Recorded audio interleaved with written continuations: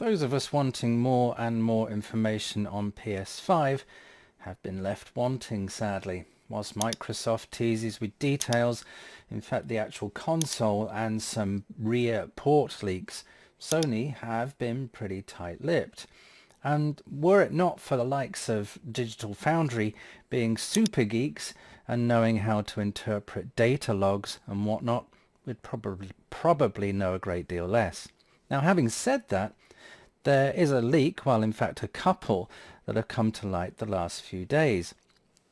Now first of all, there appears to be a leak of the PS5's UI, which is not that exciting, but given that it was never likely to be a huge departure from the PS4, it's not really surprising. However, what is interesting is the details given on the corner edge, with the text that states the drive in that is a 1 terabyte drive. Still not interested? Well, Sony stated that the PS5 would have an SSD, and given that the dev kits are internally identical to that of the retail product, it wouldn't be too much of an expectation to assume then that the PS5 will have a 1 terabyte drive. Now there is an argument, however, that the dev kit may just have a larger drive, perhaps to store development tools and software and, say for instance, uncompressed graphical libraries and so on. Hence the need for a larger SSD for the dev kit. But the PS5 retail console may just be getting a 500 gigabyte SSD at launch. It's also important to understand that Sony did state that it would be possible to only install the parts of the game that you're currently playing, therefore keeping the download and install sizes down to a minimum. Now this method could then allow Sony to include a smaller SSD in the retail product. Furthermore, given that Sony appears to be aiming at a machine that is more affordable, cost-cutting on the SSD front would be one of the places where Sony would start.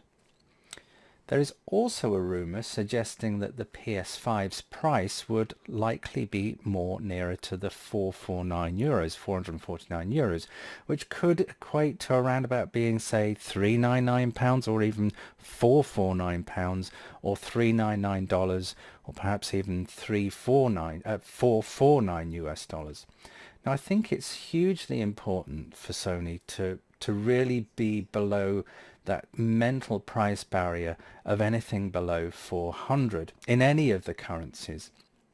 Anything above that then sort of forces a direct comparison with what could be a more powerful, according to rumour again, Xbox Series X. It wouldn't be a surprise to see that the Xbox Series X to be around £449 or even £499.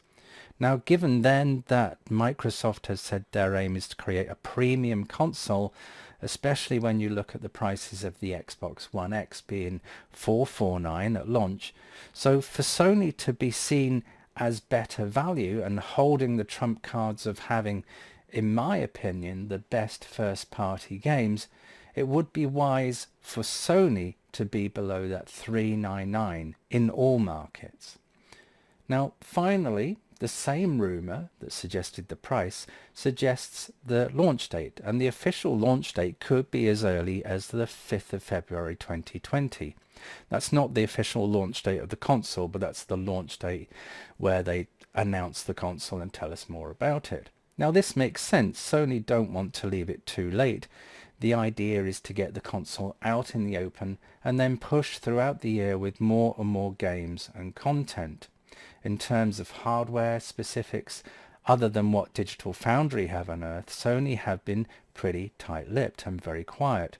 It's important then to remember that the majority of those people buying these consoles will not give a damn about hardware specifics or even understand them. Consoles are sold on games, not hardware, and Sony could do very, very well here, especially given that it seems that Microsoft's first-party games appear to be lacking once again. And Sony, as ever, are masters, in my opinion, of the first-party game. What are your thoughts about these rumours? Does the SSD size bother you? What about the potential that the PS5 could be less powerful than the Xbox Series X? What about first-party games? Let me know your thoughts in the comments. Now, if you found this video of interest, please give me a thumbs up, as that really helps my videos and this channel. Should you like daily videos on leaks, peaks, news, reviews, hints, tips, guides and calibrations, then please consider subscribing. If you do, don't forget to click the bell to be alerted of more of my videos that come out daily. Thanks again for watching, and I'll see you next time.